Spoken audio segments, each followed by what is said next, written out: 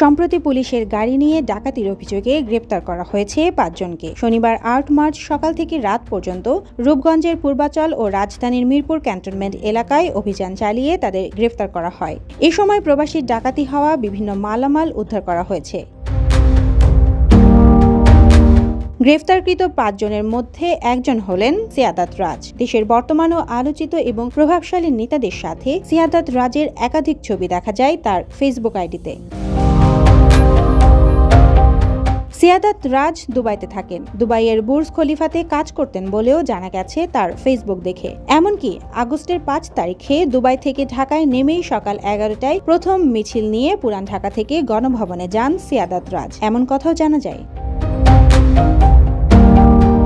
তার প্রোফাইলে দেখা যায় আসিফ মাহমুদ এবং নাহিদের সঙ্গে একাধিক ছবি। এছাড়াও একাধিক ছবি রয়েছে গণ অধিকার পরিষদ এর নুরুল হক নুরু এবং রাশেদ ইসলামের সঙ্গে। বিভিন্ন অনুষ্ঠানে নুরুল হক নুরের সাথে খাবার খাওয়ার ভিডিও দেখা যায়।